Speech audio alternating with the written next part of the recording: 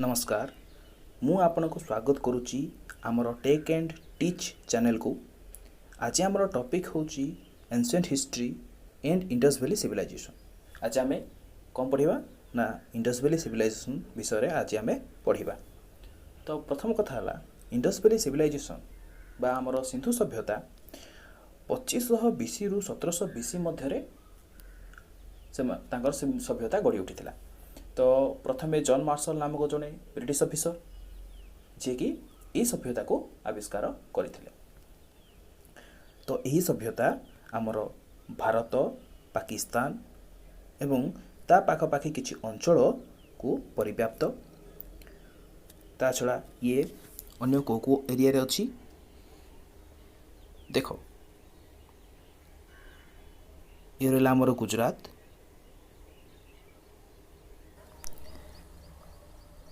देखिबा आज Indus valley civilisation यही मैप रो को एरिया रे अछि। तो प्रथमे हम देखिबा गुजरात एरिया, गुजरात राजस्थान एरिया तथा पाकिस्तान रो किछि एरिया रे हमरो यही सिविलाइजेशन विस्तृत। देखिबा तापर आसंतु इम्पोर्टेंट सिटीज को सिटीज अच्छी इंडस वैली सिविलाइजेशन रे। प्रथम अच्छी हरप्पा जी कि राबी नदी कूल रे अवस्थित एवं यही हरप्पा 6टी शस्यगार मदर गॉडेस इत्यादि देखा मिले। तापर आसले कौन ना मोहेंजोदारो। यही मोहेंजोदारो सभ्यता इंडस नदी कूल रे अवस्थित जो थे कि सबुठु बड़ स्नानागार शस्यगार पशुपति मूर्ति बा महादेव मूर्ति एवं अन्यान्य ब्रोंज मूर्ति देखा मिले। नेक्स्ट है लोथाल जहाँकि भोगभा नदी कूल अच्छी गोटे प्रकार पोर्ट सिटी कह जाए। एथिरे डबल ब्यूराल टेराकोटा हॉर्स फिगरनेस इत्यादि देखा मिले। नेक्स्ट है छानुदार जो कि इंडस नदी कूल देखा मिलता है आउ जार कि सिटाडल नहीं है। नेक्स्ट है धोलावीरा जहाँकि लुनी नदी कूल अवस्थित। यही सिटी 3टी पार्ट से डिवाइड हो। नेक्स्ट पढ़ा town planning and agriculture of Indus valley civilization विषय रे। तो इंडस वैली सिविलाइजेशन सहर थिला देखा को जाली सदृश बा चेसबोर्ड भली रेक्टांगुलर घर बाथरूम कांथ गुड़ाक उच्चा एवं प्रत्येक घर को पहाच द्वारा संयोग करा जायथिला। सहरर प्रत्येक घर पोड़ा इटारे तैयारी एवं तांकर अंडरग्राउंड ड्रेनेज सिस्टम रो व्यवस्था थिला। ता सहित फोर्टिफाइड सिटाडल अर्थात कौन सी एक उच्चा स्थान रे शासक रहुथिले एवं तलुआ स्थान रे साधारण लोक बसवास करुथिले। तो सेमानकर एग्रीकल्चर कौन थिला ना सेमाने cotton major trades like cotton sindon इत्यादि चाष करुथिले।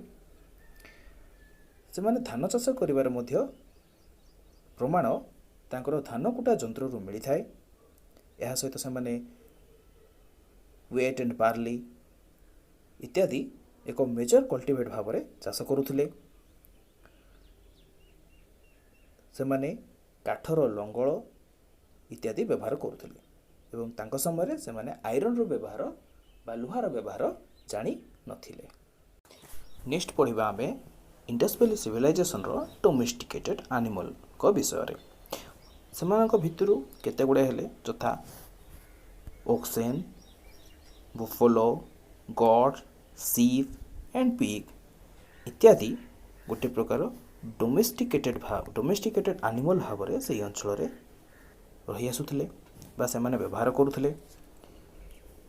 तो ସେମାନଙ୍କ ଭିତରୁ ଅନ୍ୟ କେତେ ଥିଲେ ଯଥା କ୍ୟାମେଲ୍ସ ଯିଏକି ଯିଏକି ଆମର ଯିଏକି ଭାର ବୋହିବା ଦାୟିତ୍ୱରେ ବ୍ୟବହାର କରା ଯାହାକୁ ଭାର ବୋହିବା ଦାୟିତ୍ୱରେ ବ୍ୟବହାର କରାଯାଉଥିଲା।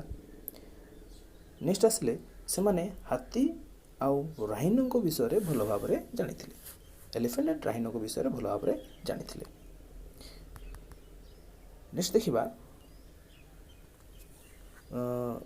ମହେଞ୍ଜୋଦାରୋ ସୁତକୋଟରା ଅଞ୍ଚଳରେ ହର୍ସର ବ୍ୟବହାର ହୋଇଥିଲା, କିନ୍ତୁ ଏହି ସିଭିଲାଇଜେସନରେ ଏହି ଇଣ୍ଡସ୍ ଭ୍ୟାଲି ସିଭିଲାଇଜେସନ କିଛି ଅଞ୍ଚଳରେ ହର୍ସର ବ୍ୟବହାର ସେମାନେ ଜାଣିନଥିଲେ। ତ ନେକ୍ସଟ ଦେଖିବା ଆମେ ଟେକ୍ନୋଲୋଜି ବିଷୟରେ। ସେମାନଙ୍କ ଟେକ୍ନୋଲୋଜି କ'ଣ କ'ଣ ଥିଲା, କ'ଣ କ'ଣ ସେମାନେ ବ୍ୟବହାର କରୁଥିଲେ। ତ ସେମାନେ ଟେକ୍ନୋଲୋଜି ହିସାବରେ କେତେ ଗୁଡ଼ିଏ ଧାତୁର ବ୍ୟବହାର ଜାଣିଥିଲେ। ସେମାନଙ୍କ ଭିତରୁ ମୁଖ୍ୟ ଥିଲା କେଉଁ ଧାତୁ? ବ୍ରୋଞ୍ଜ ଧାତୁ। ଆଉ ଏହା କପର ଆଉ ଟିନ୍ ଦ୍ୱାରା ଗଠିତ। ଏହି ବ୍ରୋଞ୍ଜ ଧାତୁ ସେମାନେ ବହୁ ଭାବରେ ୟୁଜ୍ କରୁଥିଲେ।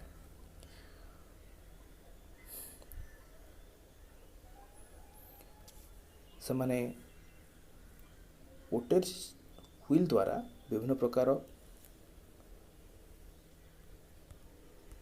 ମାଟିର ପାତ୍ର ନିର୍ମାଣ କରୁଥିଲେ ଏବଂ ଅନ୍ୟମାନେ ଅକ୍ୟୁପେସନ୍ ଭାବରେ ବା କୌଣସି କାର୍ଯ୍ୟ କରିବେ ଯଥା ବ୍ରୋଞ୍ଜ ଧାତୁ ନିର୍ମାଣକାରୀ, ସୁନା ଧାତୁର ନିର୍ମାଣକାରୀ, ଗୋଲ୍ଡ ଧାତୁ ନିର୍ମାଣକାରୀ, ନୌକା ତିଆରି, ଇଟା ତିଆରି ଇତ୍ୟାଦି କାର୍ଯ୍ୟ ସେମାନେ କରୁଥିଲେ। ନେକ୍ସଟ ଦେଖିବା ଆମେ trade of Indus valley civilization. ତ ସେମାନେ କ'ଣ କ'ଣ ବିଜନେସ୍ କରୁଥିଲେ ଦେଖିବା। ତ presence of granaries, weights and measures, seals and uniform script signifies the importance of trade. ସେମାନେ ଭିତରେ ଟ୍ରେଡ୍ କ'ଣ କ'ଣ ଥିଲା?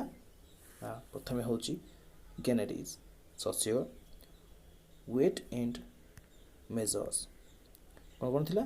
ସିଲ୍ସ, ମେଜର୍ସ, ସିଲ୍ସ ଇତ୍ୟାଦି ସେମାନଙ୍କ ପାଇଁ ଇମ୍ପୋର୍ଟାଣ୍ଟ ଟ୍ରେଣ୍ଡ ଥିଲା।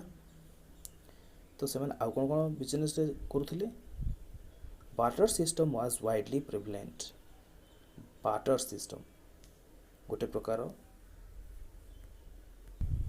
ବିଜନେସ୍ର ମାଧ୍ୟମ, ଯାହାଦ୍ୱାରା କି ସେମାନେ ନିଜର ଗୋଟିଏ ଜିନିଷ ଅନ୍ୟ ଜଣଙ୍କୁ ଦେଉଥିଲେ ଏବଂ ତା ବଦଳରେ ଅନ୍ୟ କୌଣସି ଗୋଟିଏ ଜିନିଷ ଆଣୁଥିଲେ, ଯାହାକୁ କି ବାର୍ଟର ସିଷ୍ଟମ୍ ବୋଲି କୁହାଯାଏ ଏବଂ ତାକୁ ଅଦଳ ବଦଳ ସିଷ୍ଟମ୍ ବୋଲି କୁହାଯାଏ, ଅଦଳ ବଦଳ ବ୍ୟବସ୍ଥା।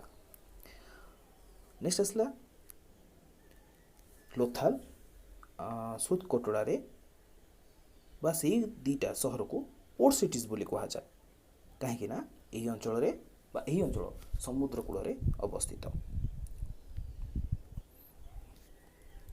ଟ୍ରେଡ୍ ଡେଷ୍ଟିନେସନ୍, କେଉଁ ଅଞ୍ଚଳରେ ସେମାନେ ବିଜନେସ୍ ପାଇଁ ଯାଉଥିଲେ? ପ୍ରଥମେ ହେଉଛି କ'ଣ? ଆଫଗାନିସ୍ତାନ। ସେମାନେ ଆଫଗାନିସ୍ତାନ ଯାଇଥିଲେ, ଇରାନ, ସେଣ୍ଟ୍ରାଲ ଏସିଆ, ୟା ସହିତ ସେମାନେ ମେସୋପୋଟାମିଆ ସିଭିଲାଇଜେସନ୍ ମାନଙ୍କ ସହିତ ମଧ୍ୟ ବିଜନେସ୍ କରିଥିଲେ। ନେକ୍ସଟ ଦେଖିବା the political organization of Indus valley civilization. Sindhu ସଭ୍ୟତାର ରାଜନୈତିକ ସଂଗଠନ ବା ରାଜନୈତିକ ଅଂଶଗ୍ରହଣ ବିଷୟରେ ଦେଖିବା। ତ ଏଥିରେ କ'ଣ ଥିଲା ନା ସିଟାଡାଲ ଥିଲା। କ'ଣ ନା ରାଜାମାନେ ରହୁଥିଲେ ଉଚ୍ଚା ସ୍ଥାନରେ ଆଉ ତଳୁଆ ସ୍ଥାନରେ ରହୁଥିଲେ ସାଧାରଣ ଲୋକ। ତ ସେହିଭଳି ତାଙ୍କର ଯେଉଁ କଲଚରାଲ ହେଜିମୋନି ଥିଲା, ଗୋଟେ କଲଚରକୁ ନେଇକି ତାଙ୍କର ଶାସନ ବ୍ୟବସ୍ଥା ଥିଲା ଏବଂ ସେହି ଶାସନ ବ୍ୟବସ୍ଥାରେ ଶାସକ କେନ୍ଦ୍ରରେ ରହୁଥିଲେ ଏବଂ ଶାସନ କରୁଥିଲେ। ତାଙ୍କ ପାଖରେ ଟେମ୍ପଲ୍ସ ବା ମନ୍ଦିର ଆଉ ରିଲିଜିୟସ୍ ବ୍ୟବସ୍ଥା ନଥିଲା, କି ତାଙ୍କେ ଧାର୍ମିକ ବ୍ୟବସ୍ଥା କି ମନ୍ଦିରକୁ ଯାଉନଥିଲେ ଏବଂ ସେମାନେ କ'ଣ କରୁଥିଲେ ନା କୌଣସି ଗୋଟେ ମର୍ଚାଣ୍ଟ କ୍ଲାସ୍ଙ୍କ ଦ୍ୱାରା ବା ଧନୀ ଶ୍ରେଣୀର ବ୍ୟକ୍ତିମାନଙ୍କ ଦ୍ୱାରା ବା ଧନୀ ଶ୍ରେଣୀର ଲୋକମାନଙ୍କ ଦ୍ୱାରା ଶାସିତ ହେଉଥିଲେ। ଆଉ ସେମାନଙ୍କ ଭିତରେ କୌଣସି ଯୁଦ୍ଧ ନଥିଲା, ତେଣୁ ବର୍ତ୍ତମାନ ପର୍ଯ୍ୟନ୍ତ ସେମାନଙ୍କ ପାଖରୁ ବେଶୀ କିଛି ୱେପନ୍ସ ଏପର୍ଯ୍ୟନ୍ତ ବାହାର କରାଯାଇ ନାହିଁ। ଏବେ ନେକ୍ସଟ ଦେଖିବା religious practices of Indus valley civilisation. Religious practices କ'ଣ ଥିଲା ନା ସେମାନେ ମଦର ଗଡେସ୍କୁ ପୂଜା କରୁଥିଲେ ଏବଂ ସେମାନେ ଭାଲୁ ଆଣ୍ଡ ୟୋନିକୁ ପୂଜା କରୁଥିଲେ, ଯାହାକି ଆମର କ'ଣ କେଉଁଠି ଅଛି ନା ଯେମିତି ଆମେ ଶିବ ପାର୍ବତୀଙ୍କୁ ପୂଜା କରୁଛୁ, ହିନ୍ଦୁମାନେ ଶିବ ପାର୍ବତୀଙ୍କୁ ପୂଜା କରୁଛନ୍ତି କି ଶିବଲିଙ୍ଗଙ୍କୁ ପୂଜା କରୁଛନ୍ତି, ସେଇଭଳି ତାଙ୍କେ କ'ଣ କରୁଥିଲେ ୟୋନିକୁ ପୂଜା କରୁଥିଲେ। ନେକ୍ସଟ ତାଙ୍କେ କ'ଣ କାହାକୁ ପୂଜା କରୁଥିଲେ ନା ପଶୁପତି ମହାଦେବ ତାଙ୍କୁ ପୂଜା କରୁଥିଲେ। ଗୋଟେ ସିଲ୍ରୁ ଦେଖାଯାଇଛି ଯେ ପଶୁପତି ମହାଦେବ ବା ତାଙ୍କର ମୁହଁ ପଶୁ ସଦୃଶ୍ୟ ଏବଂ ଶରୀର ଗୋଟେ ମଣିଷ ଭଳି ଏବଂ ତାଙ୍କ ଚାରି ପାଖରେ ଏଲିଫେଣ୍ଟ, ଟାଇଗର, ରାଇନୋ ଆଣ୍ଡ ବୁଲ୍ ଅଛନ୍ତି ଏବଂ ସାମ୍ନାରେ ପାଦ ପାଖରେ ଦୁଇଟି ହରିଣ ଶୋଇଛନ୍ତି। ଏଭଳି ଏକ ସିଲ୍ ମହେଞ୍ଜୋଦାରୋ ସଭ୍ୟତାରୁ ବାହାରିଥିଲା। ଏଥିରୁ ଜଣାଯାଏ ଯେ ତାଙ୍କର ରିଲିଜିୟସ୍ ପ୍ରାକ୍ଟିସେସ୍ କିପରି ଥିଲା। ସେ ମଦର ଗଡେସ୍କୁ ପୂଜା କରୁଥିଲେ ଏବଂ ଶିବଙ୍କୁ ମଧ୍ୟ ପୂଜା କରୁଥିଲେ, କାରଣ ଆମେ ହିନ୍ଦୁମାନେ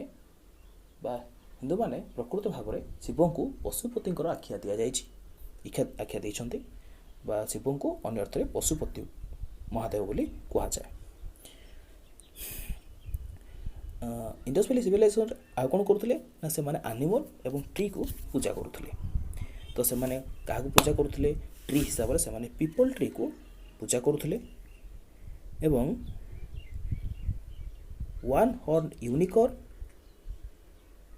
and rhino and humped bull ଏମାନଙ୍କୁ ସେ ପୂଜା କରୁଥିଲେ।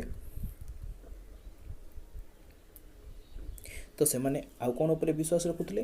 ସେମାନେ ଘୋଷ୍ଟ ଆଣ୍ଡ ଏଭିଲଙ୍କ ସ୍ପିରିଟ୍ ଉପରେ ବିଶ୍ୱାସ ରଖୁଥିଲେ। ତା ଛଡ଼ା ସେମାନେ ଲାୟନ୍ ବିଷୟରେ ଜାଣିନଥିଲେ ବା ହରପ୍ପା କଲଚରରେ ଲାୟନ୍ ବିଷୟରେ ଏପର୍ଯ୍ୟନ୍ତ ଜଣାପଡ଼ିନାହିଁ ଯେ ସେମାନେ ଲାୟନ୍କୁ ଜାଣିଛନ୍ତି କି ନାହିଁ। ଦେଖିବା ଯେ ହରପ୍ପା ସିଭିଲାଇଜେସନରେ ବା ଇଣ୍ଡସ୍ ଭ୍ୟାଲି ସିଭିଲାଇଜେସନରେ ତାଙ୍କ ସ୍କ୍ରିପ୍ଟ ବିଷୟରେ ସେମାନେ କେଉଁ ଭାଷା କି କେଉଁ ଲେଖା ଜାଣିଥିଲେ। ତ ହରପ୍ପାନ୍ ସ୍କ୍ରିପ୍ଟକୁ ପିକ୍ଟୋଗ୍ରାଫିକ୍ କୁହାଯାଏ, ପିକ୍ଟୋଗ୍ରାଫିକ୍ ସ୍କ୍ରିପ୍ଟ। ତ ତାଙ୍କ ନେଚର ଅନୁସାରେ ସେ କ'ଣ କରୁଥିଲେ ନା କୌଣସି ଜାଗାରେ ଯଦି ତାଙ୍କେ ଲେଖନ୍ତି ତ ସେମାନେ ଚିତ୍ର କରୁଥିଲେ ଏବଂ ଲେଖୁଥିଲେ। ତ ବର୍ତ୍ତମାନ ତାଙ୍କର କୌଣସି ସ୍କ୍ରିପ୍ଟ ଆଣ୍ଡ ଲାଙ୍ଗୁଏଜକୁ ଆମ ଆର୍କିଓଲୋଜିଷ୍ଟ ମାନେ ପଢ଼ିପାରି ନାହାନ୍ତି।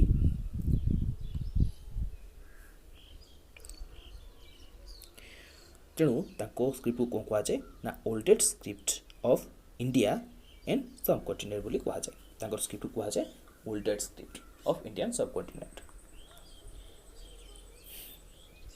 ନେକ୍ସଟ ଆସିଲା ୱେଟ୍ ଆଣ୍ଡ ମେଜର ବିଷୟରେ। ସେମାନେ କେଉଁ ଭାବରେ ତାଙ୍କ ମାପ କରୁଥିଲେ। ତାଙ୍କେ ଯାହା ବି କିଣିବେ କି ବିକାବିକି କରିବେ ତ ସବୁଯାକୁ ତାଙ୍କୁ କେତେ ଦ୍ୱାରା ମାପ କରୁଥିଲେ? 16 ଦ୍ୱାରା ତାଙ୍କେ ମାପ କରୁଥିଲେ। ଯାହା ବି ତାଙ୍କେ କିଣୁଥିଲେ କି ଓଜନ କରୁଥିଲେ ସବୁ 16 ଦ୍ୱାରା ମିଶେଇକି ହିଁ ଓଜନ ମାପ କରୁଥିଲେ। ନେକ୍ସଟ ଦେଖିବା ପୋଟେରୀ ସିଷ୍ଟମ ବିଷୟରେ। ପୋଟେରୀ ସିଷ୍ଟମ କ'ଣ ନା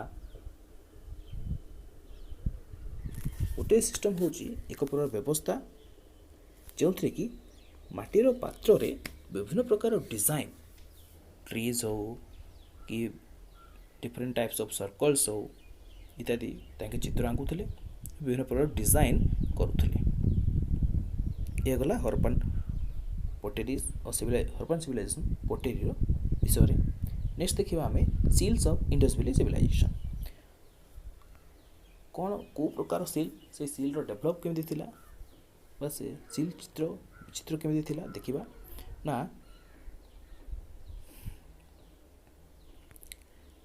ସିଲ୍ ଗୁଡ଼ାକ ମୁଖ୍ୟତଃ ଟ୍ରେଡ୍ କରିବା ପାଇଁ ଆଉ ପୂଜା କରିବା ପାଇଁ ବ୍ୟବହାର କରାଯାଉଥିଲା।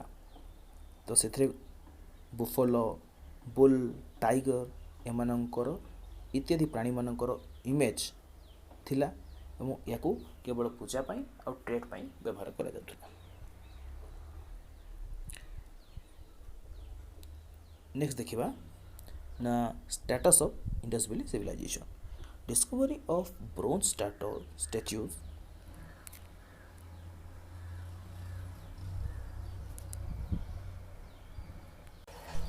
नेक्स्ट देखा statue of Indus valley civilization. तो इंडस वैली सिविलाइजेशन रे ब्रोंज धातुर निर्मित naked women and beard men रो स्टैच्यू को डिस्कवर करा जायथिला। तो अन्य कौनसी स्टैच्यू एपर्यंत डिस्कवर करा जाय नहीं। नेक्स्ट देखा terracotta figurines of Indus valley civilization. तो इंडस वैली सिविलाइजेशन रे वर्शिप पई विभिन्न प्रकार टॉयज एंड स्टैच्यूज इत्यादि निर्माण करा जाउथला, जहाँकि टेराकोटा रे चित्रित करा जाउथला एवं से माने पत्थरर बहुत भल भल काम करुथिले। एबे देखिबा ना origin maturity and end of Indus valley civilization किपरि भाव से तैयारी होता, केते दिन पर्यंत जीवित थिला और केते केबे तार डिस्ट्रॉय हो जाइथिला बा एंडिंग हो जाइथिला। तो प्री हरप्पान सेटलमेंट्स कोठु आरंभ होइथिला ना लोअर सिंध, बेलुचिस्तान एंड कालीबंगन ए एरिया प्रथम हरप्पार सेटलमेंट प्रक्रिया आरंभ होइथिला। तो मेच्योर हरप्पा केबुठु केबे जाए चली ना 1920 रु 2550 बीसी पर्यंत मिडिल हरप्पा बा मेच्योर हरप्पा चली जाइथिला। तो डिक्लाइन हेबार कारण कौन, सिविलाइजेशन डिक्लाइन हेबार कारण कौन ना ना प्रथम कारण होची ना सही अंचलर जो अंचल के सिविलाइजेशन थिला सही अंचलर फर्टाइलिटी बा उर्वरता नष्ट, ता छड़ा से अंचल सालिडिटी बा लवणता आसी जाइथिला एवं माटी बा से अंचल डिजर्ट मरुभूमि पलटि जाइथिला। नेक्स्ट पॉइंट किछि लैंड डिग्रेडेड बा फ्लड्स आसीबा द्वारा कौन होइतिला ना ए अंचल एंड हो जाइथिला बा डिस्ट्रॉय हो जाइथिला एवं अर्थक्वेक द्वारा मध्य ए अंचल डिस्ट्रॉय हो जाइथिला। केते कहंती कि आर्यंस माने जबे आसीथिले हरप्पा सभ्यता डिस्ट्रॉय हो जाइथिला। तो हरप्पा सभ्यता डिस्ट्रॉय हेबा परे कौन आसथिला ना पोस्ट अर्बान फेजेस आसीथिला केबे 1900 बीसी बा 1920 रु 1200 बीसी मध्य जो कि सब इंडस कल्चर एवं प्राइमरी चाल्कोलिथिक एज आरंभ होइथिला एवं से समय मालवा कल्चर, अहर कल्चर, जोर कल्चर एवं पोस्ट हरप्पान सिविलाइजेशन स्टार्टिंग हो जाइथिला। ये थिला हमर संपूर्ण इंडस वैली सिविलाइजेशन बा हरप्पा सिविलाइजेशन रो कोर्स, जहाँकि मु किछि अल्प समय मध्य डिफाइन करछि एवं मने करछि कि यह आपनको भल लगी। पुणी थरे आपन सहित नेक्स्ट वीडियो रे देखा। नमस्कार।